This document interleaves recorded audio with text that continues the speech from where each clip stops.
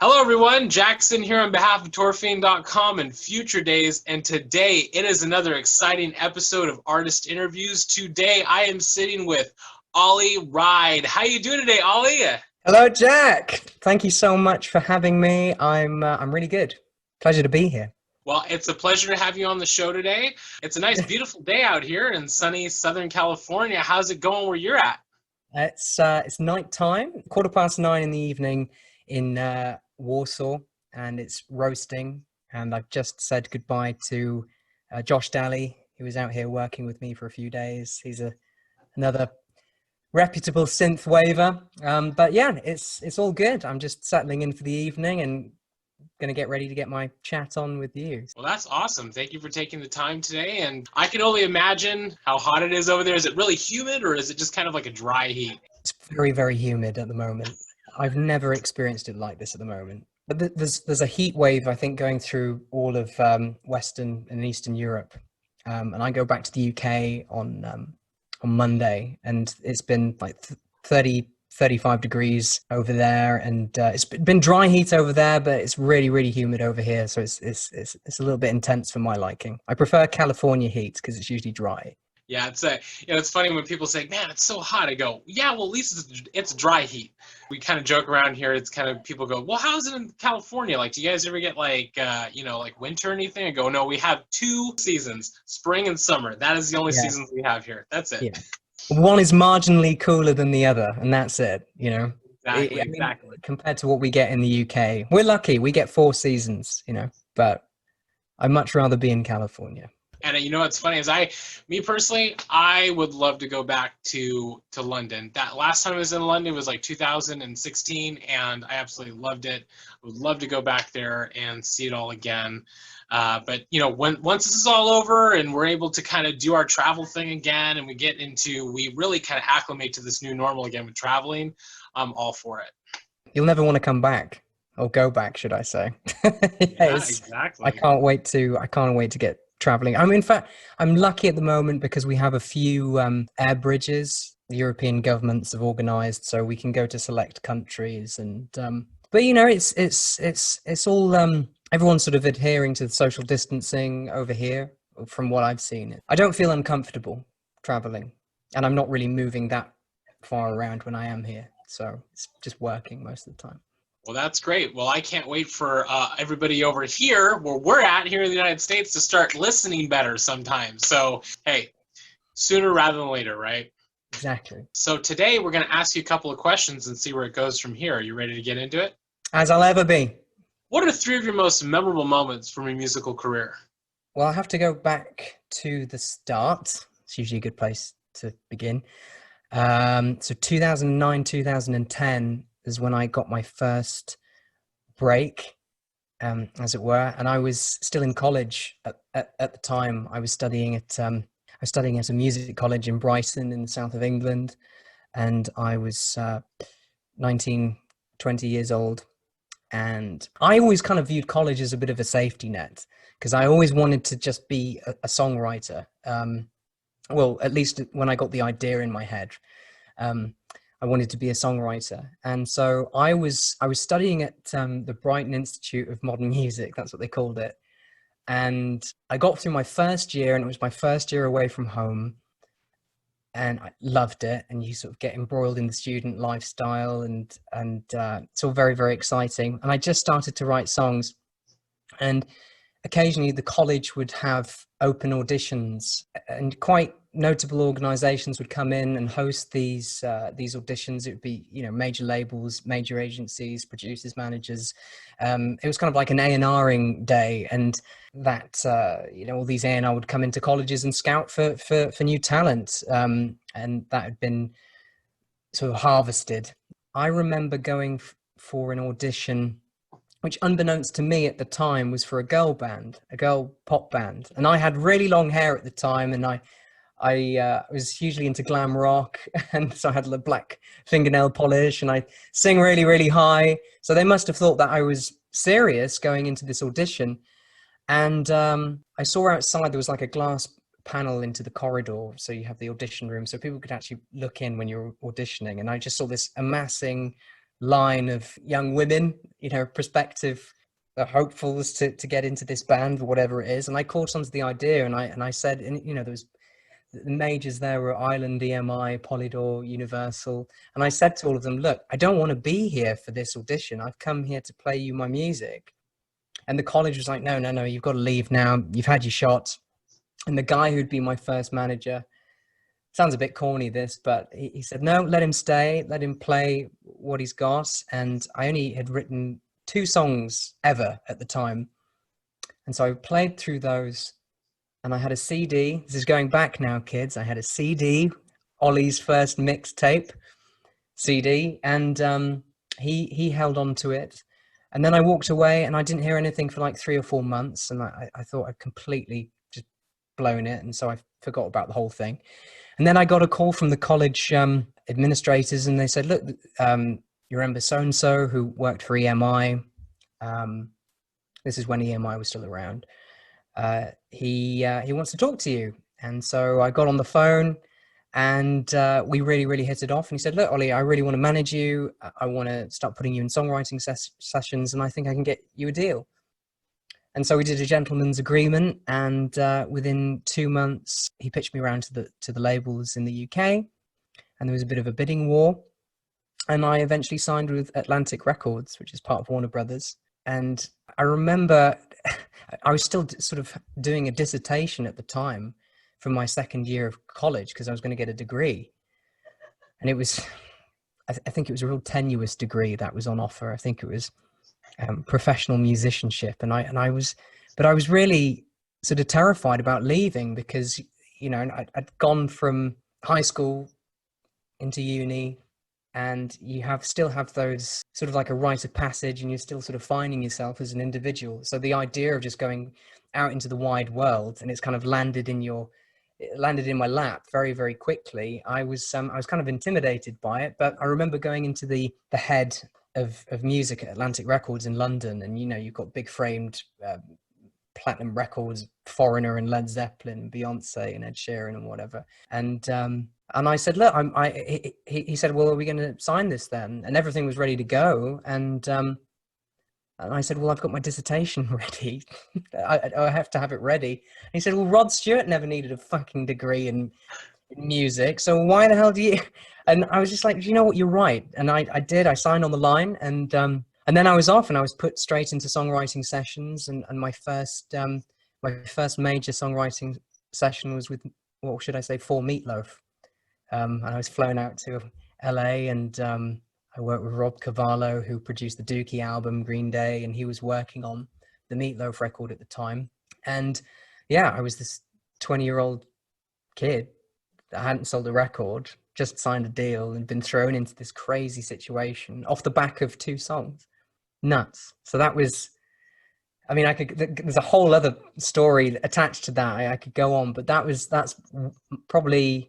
my first most memorable experience, because it was kind of like a baptism of fire to an extent, a crash course in sort of finding yourself. And of course, subsequently, nowadays, there have been kids that have been signed a lot younger, and I don't know how they sort of keep it together. The second most memorable experience is performing a largely sold out headline US tour, and that was with FM-84, and we did that last year. And right out the gate, just such a warm reaction and fantastic reception. And you have to bear in mind that, as far as I'm concerned, or sort of legend, English musicians going over to America, it's the pinnacle of rock and roll fantasy, I guess, an aspiration. It was one of the reasons why I wanted to be a musician as well, is you travel the world, and you get to see different places and interact with different people and play to different audiences. And whilst you've got, the looking glass into different worlds that you don't generally get to experience at all, when you're brought up in a small market town in the north of England. It's a very, very different perspective that it brings. And I think when we did that, of course, FM-84's success, from Atlas, that had already been out for a couple of years, but we'd never really toured it extensively at all. And so this was the first opportunity, real opportunity to, you know, spread wings and put on like a proper show, deserving of the material. And so there was a lot of preparatory work that went into that, and having a crew behind it, and, you know, getting on a bus and traveling around Northern America. It's just, and the opening night was at the Troubadour, sold out Troubadour opening night on, and it's just, I had to pinch myself because, you know, I'm sure you've been there, when you walk in and you've got all of the rock and roll memorabilia of Janis Joplin, Elton John, Guns N' Roses, all these legendary names that have been part of my lexicon growing up, and to sort of kick off your wildest dream doing a tour in North America in sort of the Rock and Roll Hall of Fame. You know, this is because the history that just goes with that place it's in the walls. And so maybe I sound really preachy about it, but for me it was a real profound, special moment. And to be able to do that with your friends and a great crew, to a sold out crowd, it was just, I couldn't believe it. You know, of course we worked really, really hard, and it was a big challenge because there was a lot of expectation with it. And then we went up to San Francisco and Portland and Seattle and Vancouver, and then we did the East Coast, New York, Toronto, and I can't remember all of the places that we played, but it was just largely a packed tour, which was amazing, beautiful feeling. And when you're so far from home, it's got a real sort of magical quality to it. It really does. Even when the actual amount of time that you're being active and trying to summon this fervent energy to do your job for like an hour and a half, 2 hours a day, and then the rest of the time is just prolonged periods of inactivity, sleeping in the back of a bus and just watching the world go by. But it's still got this, I never found it dull. And I love performing anyway. I always say it's the best fun that you can have with your clothes on. So it's I'm sure there are people out there that agree with that. But yeah, that was a particularly special moment for me, and one that I won't forget. And when we did that culminated with a huge London show at a venue called Brixton Electric, and it's like a 1,800 cap room, and it was packed. I outsourced all of the musicians that I used to work with in bands and bringing them back together, and I hadn't worked with them for a long period of time, so bringing back drummer, that was a real highlight as well, having a live drummer triggering the samples with the show. I'm a huge proponent of realism, especially with live performance. I think particularly with this genre, of course there's a lot of limitations because it's very, very expensive to tour, but I think I struggle with there's a lot of smoke and mirrors and playback and laptop culture and stuff, and of course we integrate that, but there was a lot of live musicianship there as well. And you know, even I was doing stuff, we had a live guitarist, and it just turned it into something totally unforgettable, at least in my mind. And the reaction, brilliant. So yeah, that's something that I will never forget. My first proper headline North American US tour. And thirdly, putting out my my debut record. I mean, that sounds like a shameless plug, but I guess that's what I'm here to do as well. If you can't back yourself, yeah, putting out my debut record and the reception that it received and how it connected with people, because I mean I always wanted to put out a solo record as well, because I got very tied to the FM-84 thing, and I love that, and it's great, but also it's not all the way my baby at all. You know, I write the songs for it, but it wasn't my sort of initial design. It was Col's.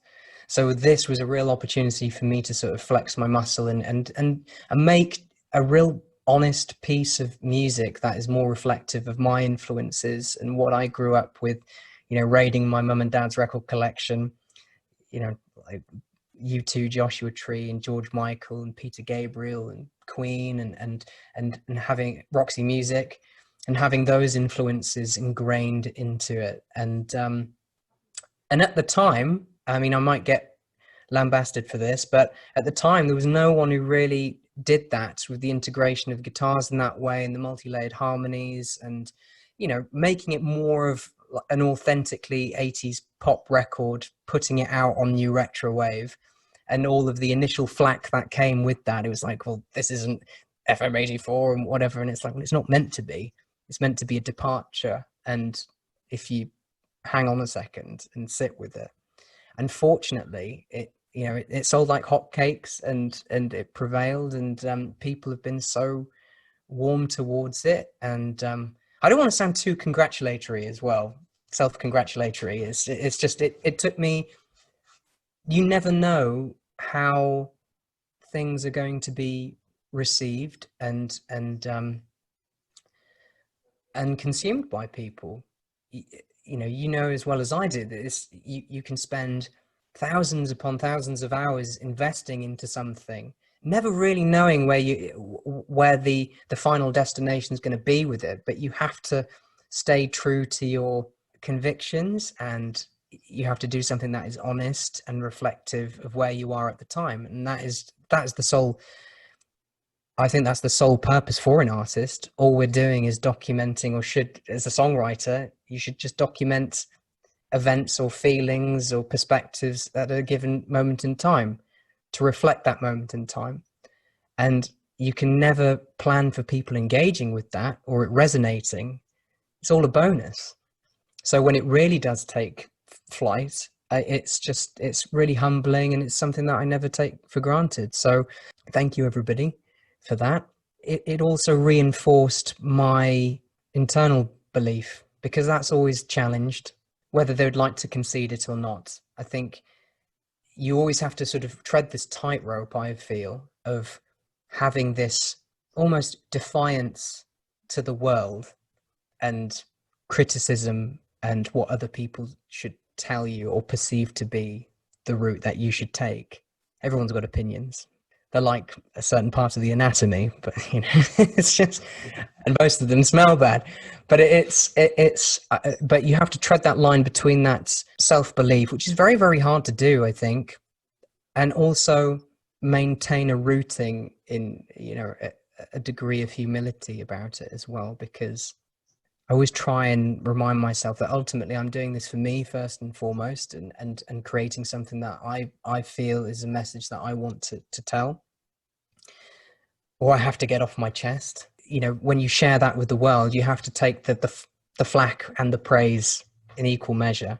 It's very, very difficult to balance that sometimes, but I think, yeah, with it being out just over a year now, and the reception that it's had, it's been a real profound moment for me personally, because it's essentially a record about triumphing over adversity. It's not necessarily it's not palm trees and DeLoreans or whatever. It's nothing wrong with that if people are partial to palm trees and DeLoreans, but the actual message behind the record is meant to be far more about you know, people perhaps in the twilight of their 20s that are sort of confused about where they are in life, and triumphing over their problems, and because we've all got our shit to deal with. And I suppose that's just my little diary of how I sort of overcame mine. So it's very much a flag in the sand and a personal achievement that I'm very proud of. Well, you know what? I mean, I gotta say that album, thank you in advance, it touches on so many amazing things. Like when you listen to it from start to finish in its full entirety. I know a lot of people sometimes when they kind of go like, you tell me like, listen to the album from start to finish. It'll take you on a journey. Some people go, well, I like this song, or I like that song, or I like certain parts of this thing. Mm-hmm. But if you listen to the album from start to finish, you go on a journey and you kind of dive into who you are as a person. From everything from the way the songs are written, to the lyrics, the way that you sing about it, to the dynamic power, the emotion that comes out in that album, and all the different influences you pull from, it really is one little neat package of you, a culmination of you and your hard work and all the things that you have been exposed to over your career. And I think as artists, right? Doesn't matter what kind of art that you produce, whether it's, music, drawing pictures, writing stories, whatever. I think it's our job as artists, musicians, whatever, to always push for more and to break outside of the mold and just kind of explore different areas and different avenues and kind of get back to who we are as people in our core. I think there's a lot of artists out there who create music that they're comfortable with, and yes, it works. It's great. The releases they put out, it works for them. But then other artists kind of go, I have something inside of me. I have something inside of me that is not going to sound exactly as what I put out before. But I feel like if I don't get it out, I'm doing myself a disservice. I really feel like I'm not exploring who I am in my core. And then when they put it out to the world, yes, sometimes people might be jarred by it. They might not really understand it or like it in the moment. But as they sit with it,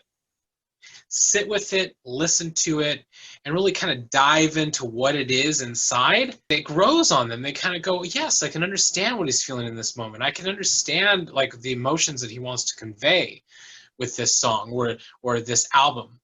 And a year later, after its release, I remember when it came out, and I listened to it, and I was like, oh my God, this is great. This is great. I can hear all these different influences. But it grows on a lot of people. It does. And it really kind of, when you look at a lot of like artists out there who have put out, like another example is like the Bad album by Michael Jackson, right? You kind of listen to the Bad album, you kind of go like, this doesn't sound like the Thriller Michael Jackson, right? This sounds like a different Michael Jackson. And I think some people kind of, when they heard that the first time, they're kind of going like, what is he trying to do? Like, what's he trying to do here? But then years later, you look back at it and go, oh my God, the Bad album is one of the greatest albums that Michael Jackson has ever put out, because he explored different things. He worked with different influences in that album. So I think it's our job as artists to kind of explore and break out of these molds that we're in, break out of the box, think outside of the box, and really kind of share who we are inside. And going back to one of the first moments that you touched on in college, like getting your shot, getting your big break, right? I think that it's also important that when we think back on these things, or if you're a new person starting out or starting on your own journey as a musician or artist or somebody who creates, it's always important to speak up. Speak up. Don't just kind of be okay with certain things. Just kind of go speak up and listen. I'm here to show you my stuff. I'm here to show you what I can do, because I am who I am, and you're going to listen to me. You are going to listen to me out there. It's interesting because there's a lot of times, after that period, early stage in my life, there was a lot of times where I didn't do that. And you get the album Thanks in Advance is like a culmination of a lot of shit that I had to get through, and various sort of factions of the music business, right from having being signed to majors, being signed to indies, and being dropped from both, and having nothing, and stories of litigation to get out of horrendous situations, and falling out with the label, and surviving, and all the crappy jobs that you have to take in order to summon the scratch. And I think, to your point, there are a lot of people, particularly in this genre, that make very similar. There's a lot of cut copy. However, there's a lot of successful cut copy. It's the same with any genre, niche or mainstream. When something finds success, there's more often than not, it's going to be capitalized upon and eventually becomes homogenized. But I felt the biggest challenge, if I was going to do a solo record and put down as best as I can. And bearing in mind, there's certain things about the record now that I can look at objectively and say, well, I could have done that better. I could have produced that better. Or I want to have more edge on the next record. Or there's certain things that I can take a step back at now and go, I'm really proud of what it is and what it says, but I can also be self-critical. And I think what I wanted to show with the record was it was incumbent upon me, given that, you know, my previous association with FM-84 is so strong, and it's a very well-known record within the scene. I think, you know, I was never just going to do a half-assed recreation of that, because that's not me, and it wouldn't be fair or respectful to Col or FM, and also it's not treading any new ground, so it had to be different. And of course, you know, with the first sort of single that I put out, I think it was Overcome, and it had this shuffle, and no one had done a shuffle before, you know, and I was sort of thinking of Michael Jackson and Tears for Fears and things like that. And then fortunately, I think when the album came out as a whole in its entirety, I think it provided more context of where I was coming from. I think when you're trying to do something different and you just drop one or two things, especially when you've come out of something that is widely known, I think you're always going to face a little bit of resistance to it, and what is this? But ultimately, it's about staying true to the convictions, and unfortunately, the album, the reason why I'm really proud of it is because it is a story from start to finish. And yes, it has its flaws, but overall, I'm really, really proud of it. And it says each one has a story, and I feel, whilst I don't like to be too specific about what each song means to me, I think it's ultimately, if I say to people, it's essentially a how you overcome your struggles record, and there's light at the end of the tunnel. I think anyone can relate to that. Yeah. So it's that's probably what I'm most in recent times I'm most proud of, and obviously the subsequent deluxe record that came out, because I had two other tracks, Stranger Love, that I worked on with Sunglasses Kid, who you spoke to Ed a couple of weeks back, lovely chap, and Juliette, that I put out more recently, and they're sort of they've equally sort of stood up. I mean, particularly Stranger Love, that's really resonated with people, and yeah, it's just, I think it's a nice story and a chapter, and now I'm sort of focusing on the next thing. You know, it's always the next thing. That's what interests me, but it's something that I'm very, very proud of. Right there at its core. You know, these songs that you put out, they're very personal. They're very who you are as a person. I think, you know, like touching upon like what you were talking about, it's like, yeah, you could have probably went down the FM-84 route again, probably, if you wanted to, but why would you want to do that? You know, because you're an artist. So as an artist, it's like, if I want to sit here and play piano and you know, experiment with all different kinds of sounds and pull from all of these genres that inspired me as a young person, I'm gonna do that. I'm gonna do that because it's me that I want to convey. I don't want to convey something else, or, you know, and it's fine for artists out there that want to, you know, kind of build off of something that they are inspired by. But I think to really kind of share who you are, it's important to pull from everywhere, and pull from your personal experiences, even if they're good, bad, you know, great moments, sad moments, doesn't matter. Because that is essentially, if the artist doesn't do that, then it's not saying anything, you know. It's just sort of cobbled together narrative that isn't going to have any heart to it. And the reason why we gravitate towards music, it could be because either the melody makes you feel, or the lyric makes you think. And I think that's the sole job of a songwriter or a creator. Now, of course, not every artist in this particular scene, and I don't want to put too much focus on this, but not every artist in the scene writes songs. It's instrumentals in some instances. So it's about moods and scapes, and I totally understand that, and it can transport you because of the feeling of the melody. But a lyric and top line makes you think, and that's how we relate to pieces of music and our favorite songs, because the artist or whatever, or a poet or even a painting, it's evoking a particular memory or a feeling, and that's the job.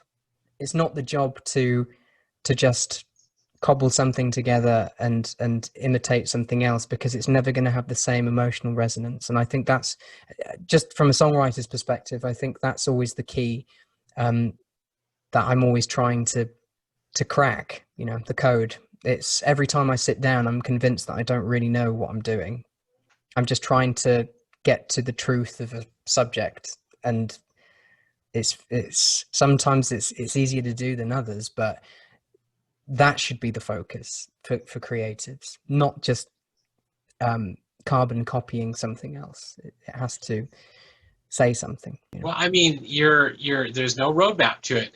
Being an artist, creating music, creating any type of art in the world, there's no roadmap. There's no path to follow.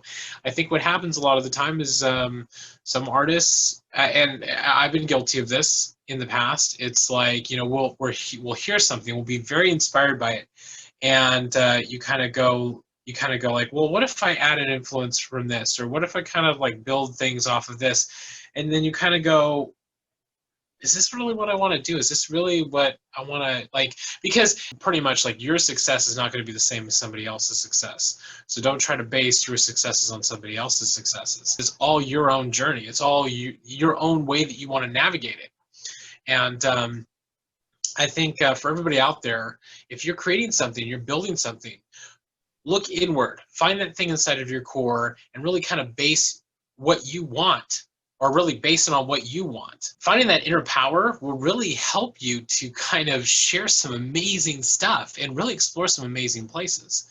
So, I mean, I totally understand what you're talking about here, and you're ringing my bell right now, Ollie. I'll tell you that. Good. That's the job, isn't it? So, what would you say is your favorite musical release that you've worked on? Well, I've worked on a few. And I mean, everyone's going to say it's their own record, I imagine. For example, Atlas, when Cole approached me to get involved with that, he sent me over a very, very loose instrumental, but a really cool one. It was a very rough instrumental, and I can't remember what it was entitled. It might have been called Feel or something, or whatever. And it was the verse progression. And so I sat with it for about 2 weeks, and I wasn't in a particularly great space in time at the time, and I wasn't totally sure of what I was doing, but I took it back to the piano and rearranged the chorus chords, and I had the strapline for Running in the Night back in 2012. I just never had like the story for it, and that came, and then subsequently did Wild Ones and Don't Want to Change Your Mind, which is the fastest song I've ever written, which is like 15 minutes. But so that record has a huge place and special place in my heart, and I really love the whole record in its entirety, not just my songs. I think Cole did a great job of pulling that together. But that record sort of put me on the map and pulled me out of the doldrums of where I was at the time. And those songs I'm very lucky to have under my belt.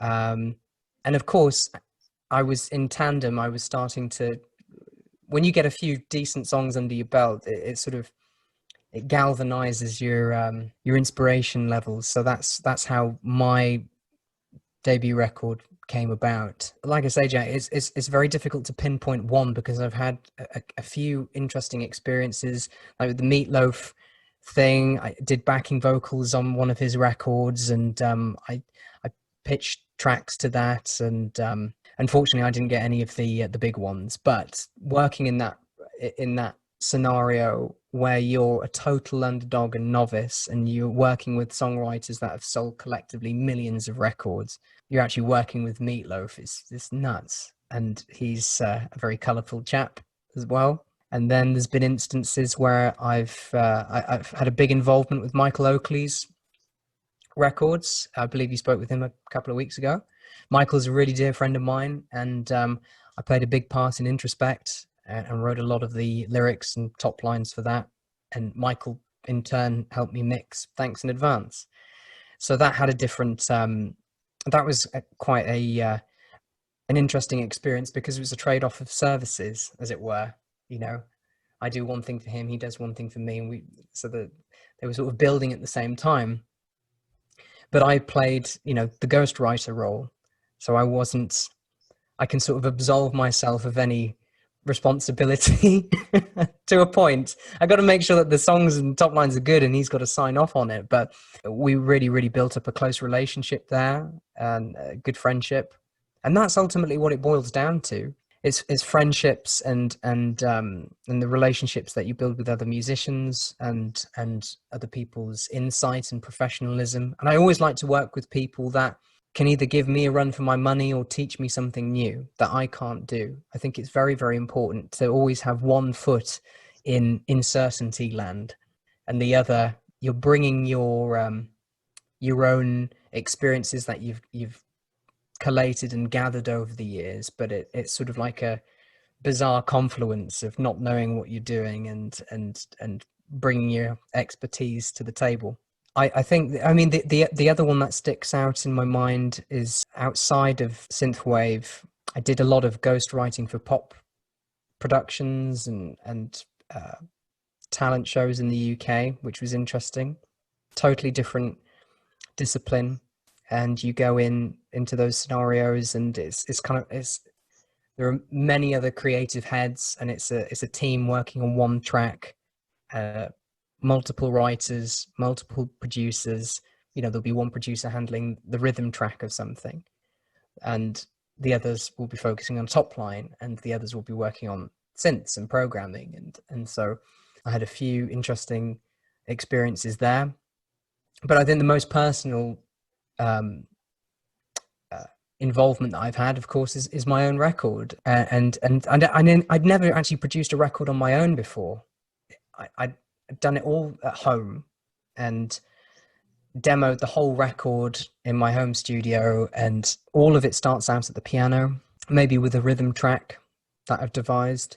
And then I make sure that I've captured the song, you know, the nucleus of it. And then, as I say, you can work on all of the clever bits later, but it's vital that you capture the spirit of the song, because otherwise you can, and I did this a lot when I first started writing, you can get so bogged down with just like a line, a lyric, before you've even got any idea of what you really want to say. And that's when you can end up just bashing your head up against a brick wall. So I like to try and capture things pretty quickly, at least the nucleus of the song in a day. Sometimes it comes and sometimes it doesn't, but there has to be evidence of progression there, and some sort of structure. Because, as you know, it's very easy being a creative to adhere to deadlines and so on and so forth. So I really try and stick to that. Sometimes I'll miss them, especially when it's a self-imposed deadline. But the album, the solo record, I took a lot of time doing that. It took me the best part of a year to record it and write it and pick the right songs for it. And then Michael Oakley mixed it for me. And of course, like I say, that there's things in hindsight that I would have done differently at a production level. But I think as far as the songs go, each one I felt like I was giving a little bit of myself away, and that's what you're meant to do. And it's definitely got a narrative through it. So that's why it's definitely the most personal thing that I've ever been involved with, because when you're writing with other people, it's sort of, you're trying to articulate their truth, and that can be very difficult. It's never going to be exactly what their experience is, because it's coming from you. So that's why I probably have to say it would be my own solo record. And the songs that I wrote for FM-84, for different reasons, because they allowed me to do a solo record. And the album Atlas, one of the first songs I ever heard that had you on it was Don't Want to Change Your Mind. It spoke to me on a personal level, because it's like, when you listen to it, you kind of go, it drums up a lot of feelings. Any music lover out there, they always interpret songs in their own way. They always interpret things as like, you try to get the artist's vision, yes, but at the same time, you're kind of going like, it speaks to me when I was feeling a certain way in this moment in time. Yeah. So hearing that one, it was just like smack in the face. And the entire album, Atlas, it was a big album. It was a big album. And when you think of modern synthwave now, as opposed to synthwave 10 years ago, Atlas was one of those staples in the modern genre as we know it now. You have a lot of people, whether it's people like, when they like call it either retrowave, synthwave, whatever, you kind of listen to that and you kind of go like, that right there is such a big epic album. For a lot of people out there, they really enjoy that. Now, transitioning down the road here, and you're going to your solo work and your solo album, taking a year to do that, having Atlas, which came before, which was great, it kind of pushed you more into that realm of like, well, if I can do this and this is going to be, this is successful, and other things that I put out is successful, it's time to just knock on that door and finally beat it down and say, hey, listen, this is me. This is me raw, live, and in living color, and this is what I am.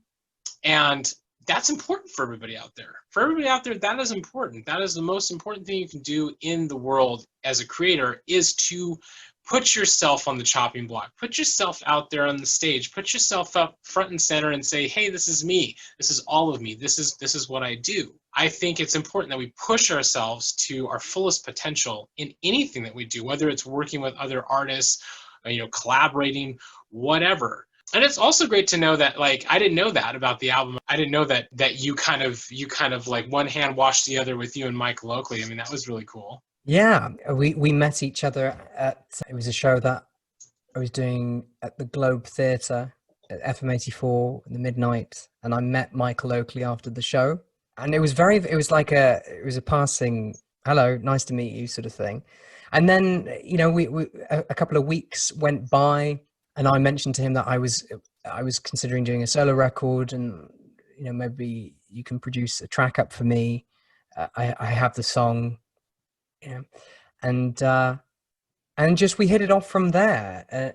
That spiraled, and we ended up working on both of our records simultaneously, as well as Queen of Hearts, his last single. You might hear me screaming in the background on that one, but I wrote the top line and lyric for that one, and we also did a song for a computer game called Wave Break. The song's called Wake Up. Same sort of thing. He wrote the instrumental, I wrote the lyric and the melody on top. But that's actually our first official duet. We wanted to sort of cement our working relationship, or consummate it, whatever you want to call it, on record. And I'm really, really thrilled with the results, because it's just two mates laying it down, and it's documented. And I really, really, I love him to pieces. He's a great lad, and we share a lot of the same ideologies when it comes to songwriting, and that's the joy of collaboration as well. It's just building up those relationships, and that was the same on Atlas. Col really knocked it out of the park, producing it up, and the songs we did together have been really, really good for both of us. But like I say, it's never going to quite be the same as working solely on your own record, because it's more of especially as the songwriter and the lyricist, you just have a totally different relationship with it. And also taking on the responsibility of demoing it all up in the first place, because I was just like, oh Christ, this is a lot of work, and I've got a very, very low attention span at the best of times. So it's employing that self-discipline and that commitment to yourself that I'm going to get through this, and now is the time to do it, and I'm going to be as honest as possible. I take what I do seriously, but I don't take myself seriously, and I think that's a very, very important quality to have. because, you know, some people see me running around on stage and think that they might have a certain opinion that my head's at my backside or whatever, but it's, as far as I'm concerned, it's a performance, it's entertainment, it's escapism. And then when I leave the stage, when you turn off the record, it's just have a glass of wine, chill, quite boring really. It's the light and the shade, and I think being able to detach yourself in that regard.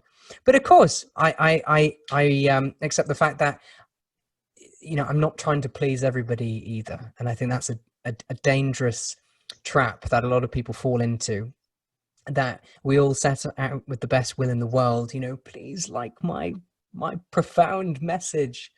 But the reality of it is not everybody's going to gel with it, and that's okay too. But if you stuck to your vision and your conviction and your message, then and you've put it out there in the world, I can guarantee you that's always going to resonate with an audience. If you've been honest and it's decent, that will always cut through. You have to stay true to who you are. You do stay true to your convictions, and always put yourself out there 100%, blood, sweat, and tears every time. What was the drive behind getting you into making music and performing? I'd have to say my older brother. I think we both had a lucky start compared to most people as far as music goes. He moved down to the south of England first. We moved down to Brighton, and we moved into a house together when I finished school. And he ended up being in quite a successful pop rock band in the UK that was part of a film that was on Paramount, and you know, he did the Abbey Road thing, and he toured, and he was, I guess, a minor celebrity for a couple of years. And he was the reason why I got into music in the first place. I mean, he played me, he got me into Queen and AC/DC and the Police and whatever. And we had like a functions band, a wedding band, when we were in school to make money, you know, to afford to go to college, and that's an extra bit of pocket money, I guess. So we had that grounding there, and he was a really, really good guitarist. He still is. But when he got this role in this movie, and he was sort of realizing his dreams, and you know, as a musician, not only I had that fear of being left behind, because we'd always done stuff together as brothers. Maybe a little bit of the green-eyed monster came out when I was a kid, but it was still enough because I still really, really respected him, and it was just something that I wanted to do and follow. And I had a grounding in singing, but I was more of an extrovert. I was, you know, he fired me probably about 4 times from the wedding band because I was a bit of a loose cannon. And so I went to college as well, and music college, and I thought, well, I'm going to hone my chops, but I really want to be a songwriter as well. That's where I'm going to sustain myself, he says, he hopes. And I think it was that inspiration that he gave me to initially to fly the nest and take the plunge and go to college. Of course, he stopped doing that and pursued another career when he didn't want to do that anymore. And but I still kept going, and I wanted to be a songwriter, and I kept pursuing it. And there was always. Again, I don't want to be patting myself on the back too much, but one thing I've always had in the face of shit is this glimmer of optimism, even in the darkest moments. That's always kept me going. And I think any creative that wants to be able to sustain themselves full time has to be able to find that within themselves. And of course, it's very, very hard to actually maintain that, especially with the nature of this business and the various factions and levels that you might encounter, you know, depending if you're on a label, or if you're working with a professional agency or management or production deals, you name it. You have to be very resilient and have Teflon skin. But I think the reason why I kept going, and the reason why I wanted to to be a performer, to be a musician, is because I think I think people have a calling, and you can say that's cliche, but I believe everybody has a.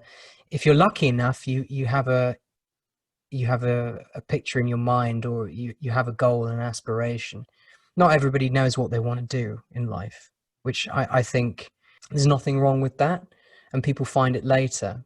So I think if you do know what you want to do in life, and you keep, it's like some sort of insatiable habit, unrelenting desire. And I'll clarify, it's not the pursuit of fortune or fame, because Jesus Christ, if anybody sort of gets involved in this business for that, you know, you've got to, yeah, you'll have your good days, but you'll have your bad years, and it's you've got to be prepared that any overnight success, of course it happened, but it was just a fucking long night.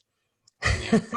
I think to everybody out there, you know, as a creative, like, if you have a voice inside of you, something in the back of your mind telling you, hey, do this, hey, do this, hey, do this, hey, do this, listen to that voice, that's drawing you to that thing. Because I think sometimes we don't listen to that voice, and when we don't listen to our voice, we kind of look back later on and go, why didn't I listen to my inner voice on that? Why didn't I listen and do what my inside told me to do? And look at where you are. You listened to your voice. You said, you know, hey, I'm not going to give up on this thing. I'm just going to keep pushing. I'm going to keep grabbing at it. I'm going to keep unraveling this cord of creativity. And here you are. But it's been a lot of hard work to get you where you are too. So, I mean, that doesn't happen overnight. I mean, you're right. There are successes, there are good successes, and sometimes there are bad moments, like low points. But I think it's all in the way that you pick yourself up from those low points that really kind of help push you into the future. Totally. I think you owe it to yourself as well. I guess my justification was, if I'm not doing it, there's going to be some other rotter going to take my place. And it's that sort of hunger and desire to, I love what I do as well. I love creating, and it's not just songwriting. I do a lot of composing for game soundtracks and things to, you know, to time me over and put food on the table. But I think you're absolutely right. Always go with your gut.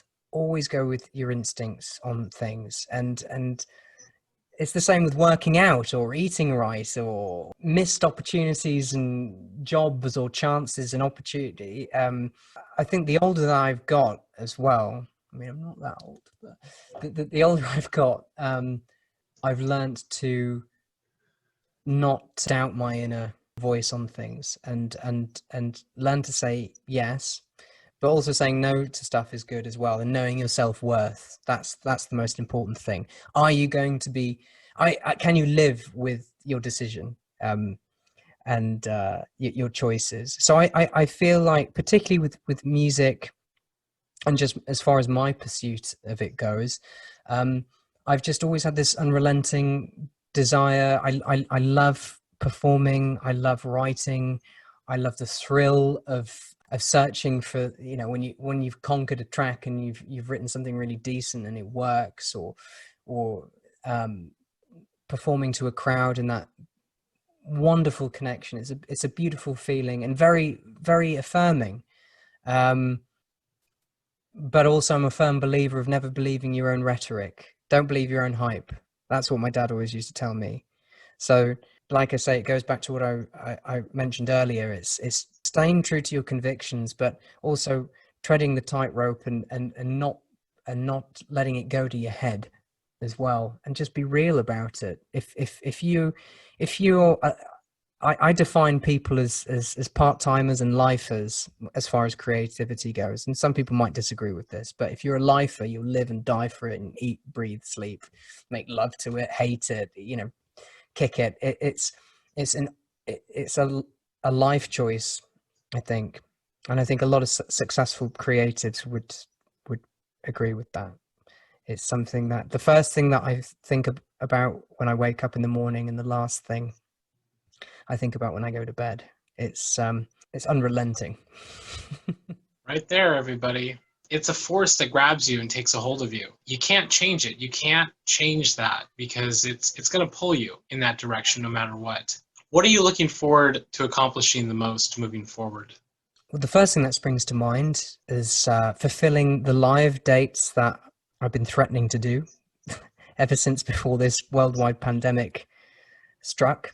I felt devastated the first time that I had to postpone it, but it's the only responsible thing to do, of course. And they're rescheduled for March next year in the UK, and also with the view to touring the US, but that can only go ahead when you guys have figured it out over there, when the world is safe again.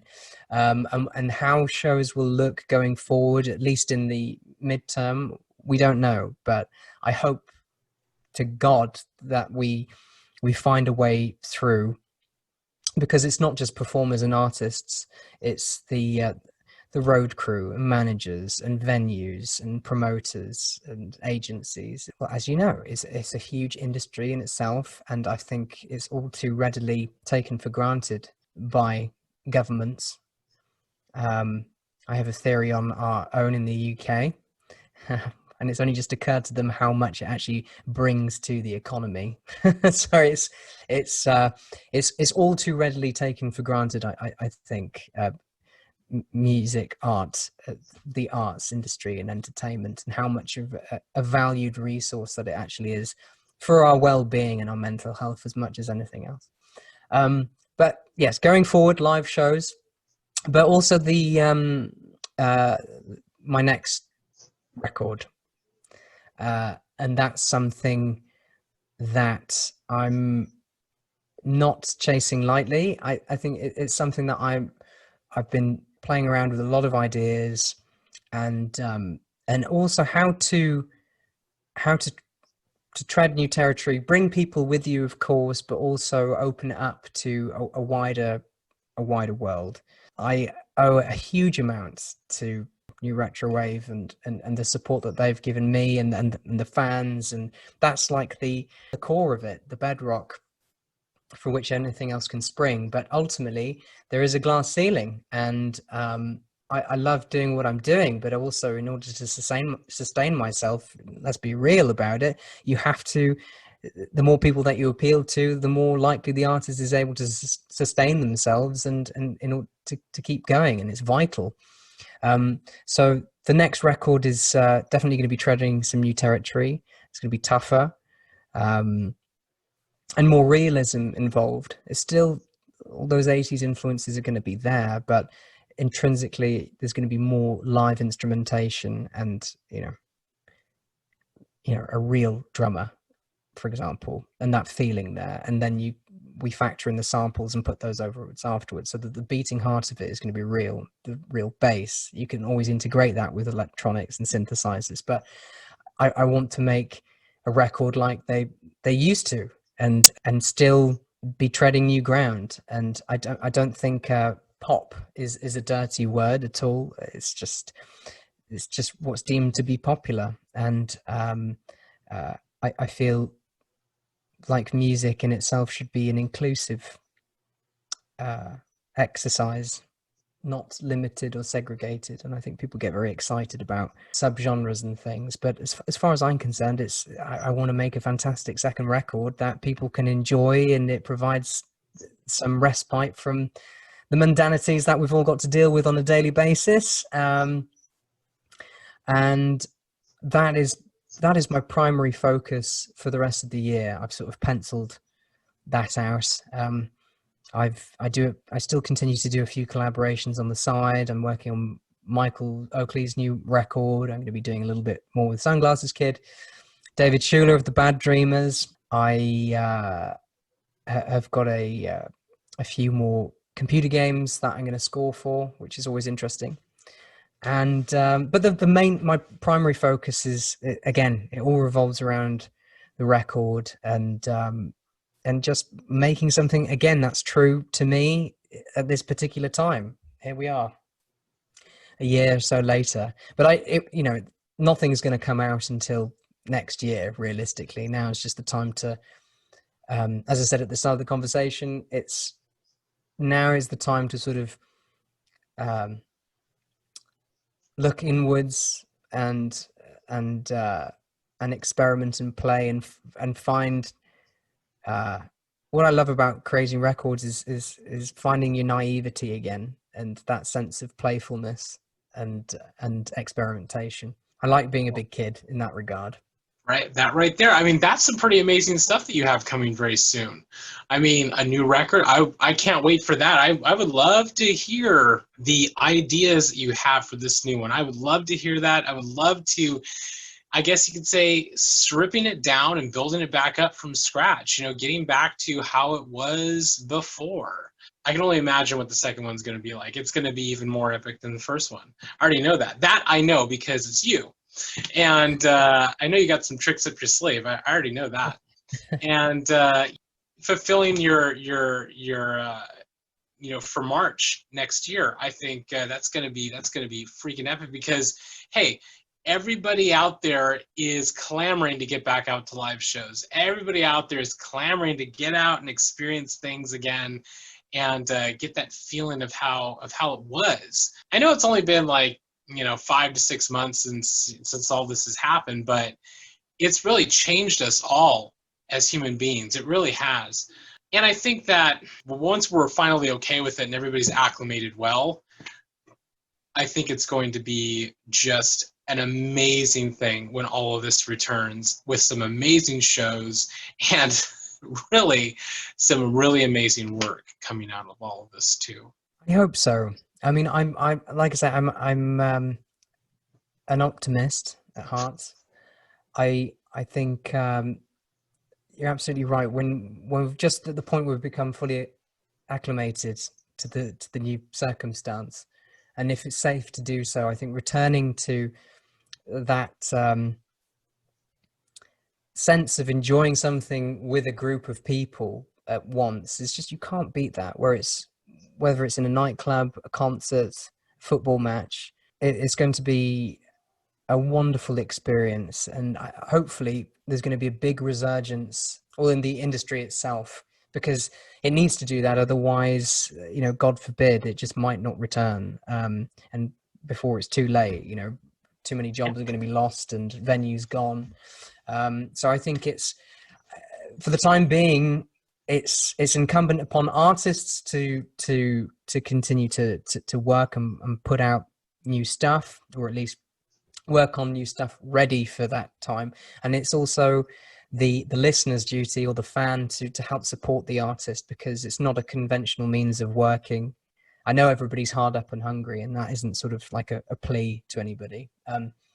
But it's just, we have to support each other, even continuing to stream music, buy records if you can. It's just tune into streams, buy merchandise. Still keep the community alive during this time. I think it's hugely important. But yeah, the next record is going to be tougher. It's going to be fuller. You know, it's going to be a whole different level of production. I want it to be the cat's pajamas, as we would say over here. It's going for broke, you know. One other thing that I am super excited about, and that I would really love to see, is for you to come back out here to Los Angeles, because I think that would be amazing. So sooner rather than later, I am looking forward to that. Everybody here I know is looking forward to that, and I know you'll make it happen. You can make it happen. This can happen.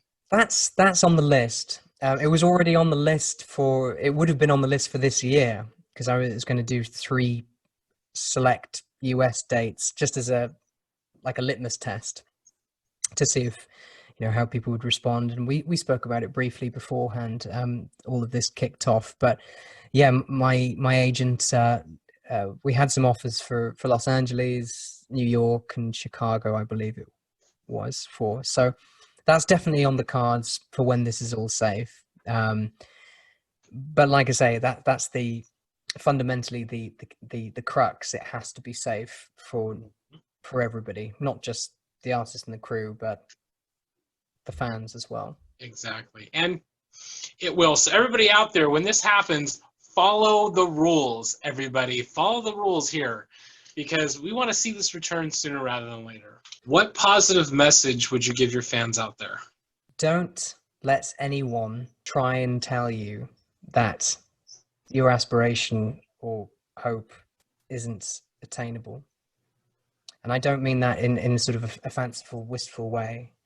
I'm sort of going to sort of say, stay true to your convictions as a person. In my personal experience, I think, and I've sort of said this throughout the interview, it's a balance between having a wondrous defiance and self-belief.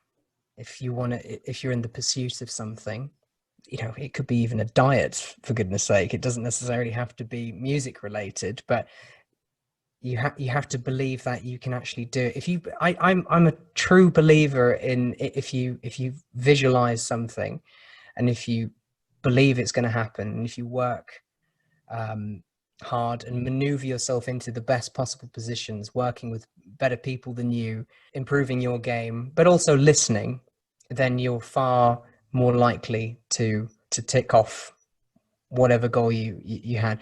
But also on the other side, I think being able to carry yourself with humility and grace, and treat people the way you'd like to be treated. And I think we live, I think somewhere along the line, it's been bubbling for quite a while, but we seem to have lost the ability to politely disagree with each other and still be cordial and friends. Disagreements are fine, and having difference of opinion is human nature. That's what gives us our individuality. You know, we all have different tastes, we all come from different backgrounds, but it's okay to disagree, but do it with grace and humility, and be good to one another. You know, even be nice to the doorman, be nice to I think that's always a big thing that I have whenever we go out on the road. It's not just the sound guy who should be your best friend, or the crew. It's the person on the door. It's the runner. I like to go through life treating people the way I want to be treated, and I think that is something that I think perhaps along the way we seem to all too readily lose track of. So I think, yes, I think the general qualities for being positive, and don't spend so much time on social media. it'll rot your brain. Yeah. It's very, very easy to get caught up in all of that sort of stuff. And I think as part of personal well-being, particularly now, you owe it to yourself to get off socials, and apart from watch fantastically well put together videos that Jak Syn's put together, but I think rediscovering common decency to one another. Big believer in karma. So those are my words for well, that's my 2 cents for this evening, Jak. There you go, everybody. Wise words from Ollie Wride right here. Take those words in. Listen to those words. Be kind to each other. Agree to disagree. Get off social media. You're right. You do fall down a rabbit hole sometimes with that. But it's okay, because we all do it. But if we focus our energy inward, and we focus our energy in other areas that are going to be constructive and creative, we can achieve some amazing things. To everybody out there, dream it, build it, let it grow, make amazing art, make amazing music, make your life amazing in whatever way that you can, and be the best and a most amazing version of yourself that you can be, because that is what's important.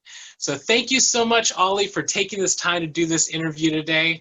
Thank you to everybody who took the time to tune in and watch us have this conversation. If you like this video, be sure to like and subscribe to our Tour Fiend YouTube channel, as we have many more awesome artist interviews on the way, just like this one right here. So thank you so much, Ollie, and I look forward to seeing you again sooner rather than later. Thank you so much for having me, matey, and likewise, be safe, be well, and take care of yourself.